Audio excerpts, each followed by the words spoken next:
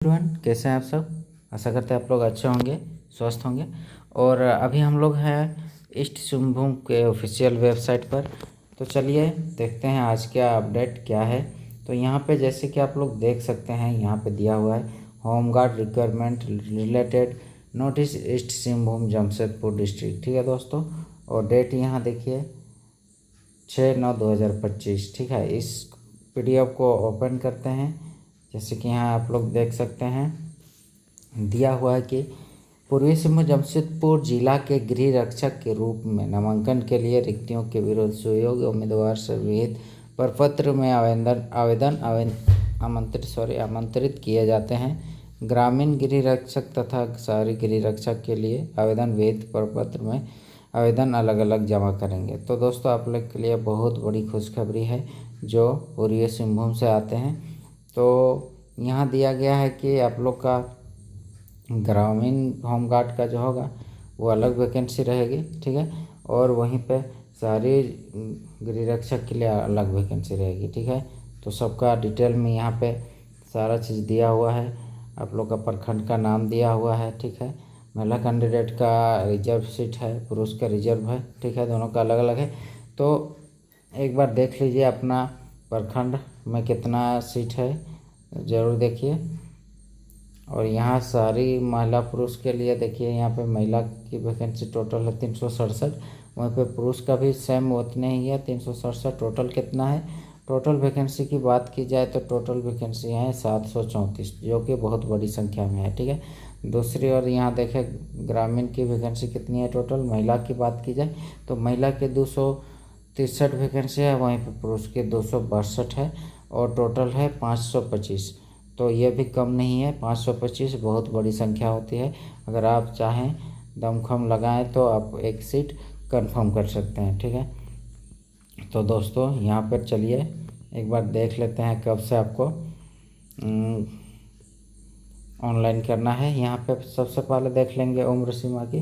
तो उम्र सीमा देखिए 1/1/2025 की 25 को आपका उम्र 19 से 40 वर्ष के बीच होना चाहिए। ठीक है, और सबसे बड़ी बात कि अभ्यर्थी को पूर्वी सिंहभूम जमशेदपुर जिला के उस प्रखंड का स्थायी निवासी होना सबसे ज़रूरी है। ठीक है, जहां से ग्रामीण गृह रक्षक के रूप में नामांकन के लिए आवेदन देता है।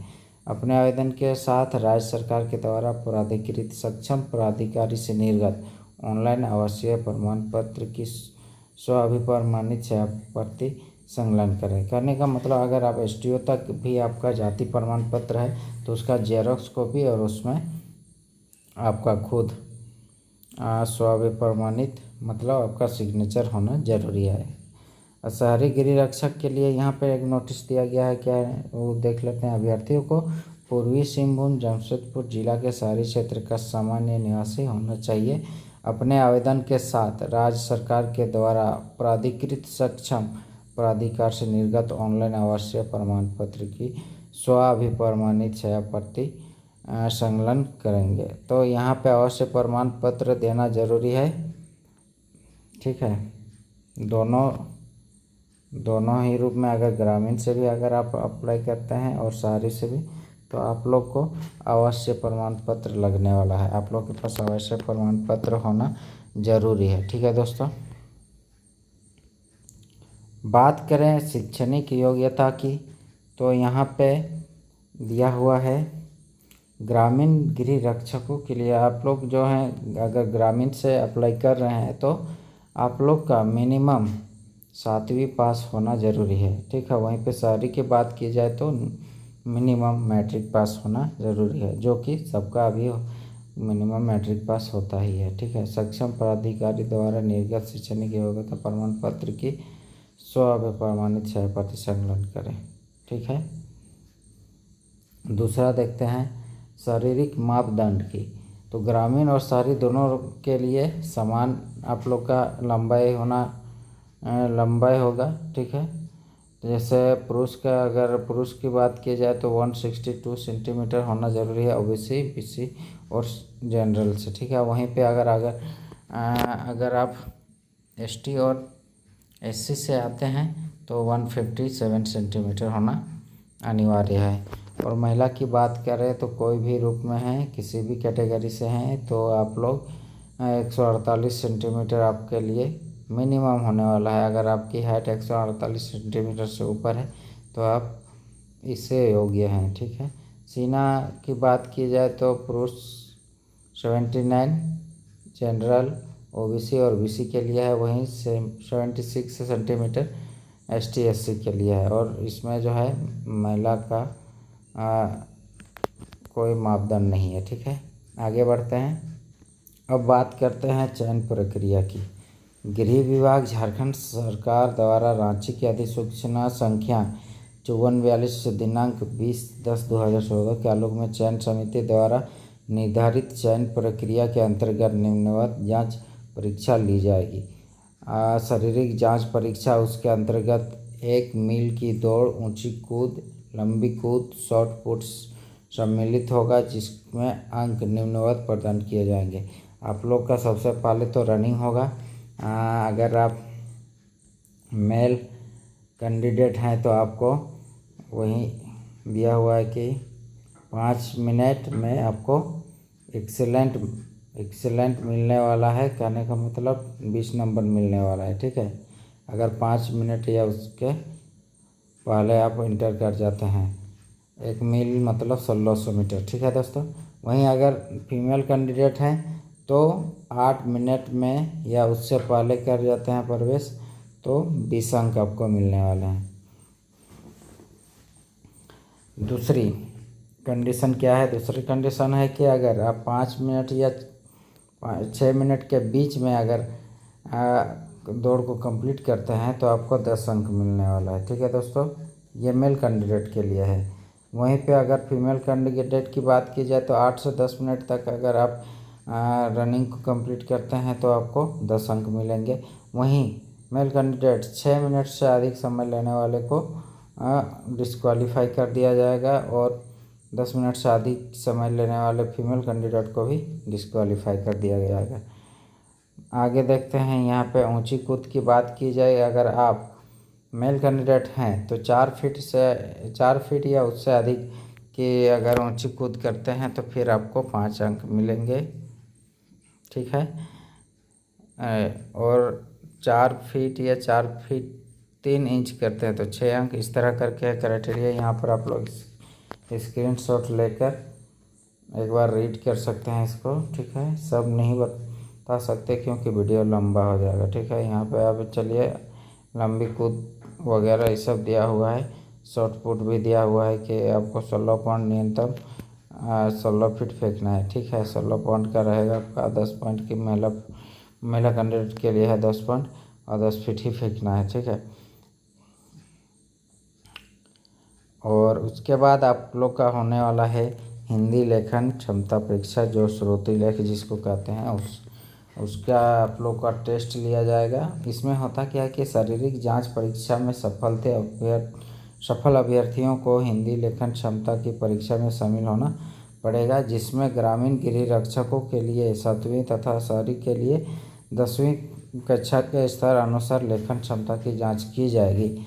यह क्वालिफाइंग होगा और 100 अंक एवं उत्तीर्ण 30 होगा, ठीक है। तो कहने का मतलब 100 अंक आप लोग का टोटल अंक होगा 100 और क्वालिफाई करने के लिए कम से कम 30 अंक आपको लाना ही पड़ेगा, ठीक है।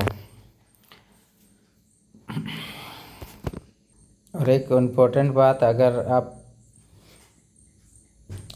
मैट्रिक का सर्टिफिकेट देते हैं तो फिर आपको 4 अंक मिलेंगे, ठीक है।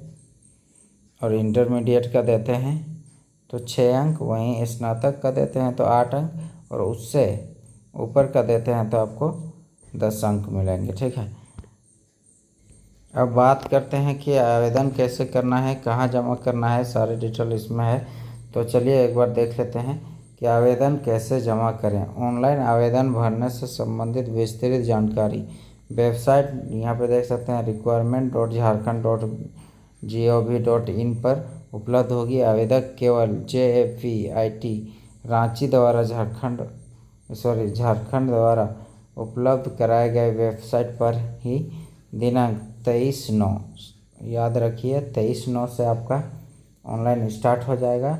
वहीं 7 अक्टूबर तक अपना आवेदन ऑनलाइन जमा कर पाएंगे। और आवेदन शुल्क की राशि आप लोग को 100 रुपये लगेंगे, जो कि वेबसाइट पर दिए गए लिंक के माध्यम से भुगतान किया जाना अनिवार्य है। ऑनलाइन आवेदन में आवेदक द्वारा स्वाभिप्रमाणित मतलब सेल्फ अटेस्टेड प्रमाण पत्र, पासपोर्ट साइज रंगीन फोटो एवं हस्ताक्षर अपलोड करना अनिवार्य है। ये सब मिस्टेक नहीं कीजिएगा। कोई भी अगर चीज़ आप छोड़ देते हैं तो आपका फॉर्म को रद्द कर दिया जाएगा। तो फिर आपको एकदम बढ़िया से फॉर्म को भर के जमा करना है। सफलतापूर्वक भरे गए ऑनलाइन आवेदन का प्रिंट आउट को अभ्यर्थी द्वारा दिनांक 23/9/2025 से दिनांक 8/10/2025 तक जिला समादेष्ट, यहाँ पे देख सकते हैं डीसी ऑफिस में आपको जमा भी करना है। जो रिसीविंग आपको मिलेगा वो, ये सबसे इम्पोर्टेंट बात है। नहीं तो आप लोग ऑनलाइन कर लीजिएगा, उसके बाद अपना घर में प्रिंट आउट को रखिएगा तो फिर आपका फॉर्म को रद्द कर दिया जाएगा। तो ये बहुत इम्पोर्टेंट है, ध्यान देने वाली बात है। आवेदक अपना आवासीय प्रमाण पत्र, जाति प्रमाण पत्र, शैक्षणिक प्रमाण पत्र, तकनीकी योग्यता से संबंधित प्रमाण पत्र, कार्यानुभव से संबंधित प्रमाण पत्र, खेलकूद से संबंधित प्रमाण पत्र, ठीक है, ये सब आप लोग को ऑनलाइन आवेदन के साथ अपलोड करेंगे। ठीक है दोस्तों, एक आवेदक से एक ही आवेदन पत्र स्वीकार होगा। और करने का मतलब एक आवेदक है, अगर 2-3 आवेदक देते हैं तो उसको रद्द कर दिया जाएगा। इसलिए आप लोग एक ही आवेदन कीजिए। ठीक है, एक से अधिक आवेदन पाए जाने पर संबंधित अभ्यर्थी का आवेदन स्वतः रद्द समझा जाएगा। देखें, यही तो बात है। अर्हता के अनुरूप आवेदक से ऑनलाइन आवेदन में मांगी गई सभी विवरण को पूर्ण रूप से भरा जाना अनिवार्य है। आवेदक को आवेदन भरने से पहले किसी प्रकार की कठिनाई होने की स्थिति में NIC कार्यालय पूर्वी सिंहभूम जमशेदपुर से संपर्क कर सकते हैं आप लोग। ठीक है दोस्तों, और वहीं पे आवेदक के द्वारा यह मतदाता पहचान पत्र, ड्राइविंग लाइसेंस, पैन कार्ड, आधार कार्ड में से किसी 2 का विवरण ऑनलाइन आवेदन में देना अनिवार्य है। जांच परीक्षा की तिथि एवं स्थान की सूचना बाद में दैनिक समाचार पत्रों के माध्यम से दी जाएगी। अभ्यर्थी द्वारा ऑनलाइन भरे गए गलत सूचना एवं संबंधित अभ्यर्थी के आवेदन को स्वतः रद्द समझा जाएगा। गृह रक्षकों नामांकन की प्रक्रिया में निष्पादन के क्रम में किसी भी स्तर पर त्रुटि निराकरण एवं संशय के समाधान हेतु तो झारखंड गृह रक्षक नियमावली 2014 के प्रावधान सर्वोपरि होंगे। ठीक है दोस्तों, तो ये था आज का अपडेट, जो कि आप सबके लिए बहुत बड़ी खुशखबरी है। जितने भी पूर्वी सिंहभूम से रिलेटेड कैंडिडेट हैं, आप लोग जितने भी इस होमगार्ड का इंतज़ार कर रहे थे, तो आप लोग के लिए बहुत बड़ी खबर है।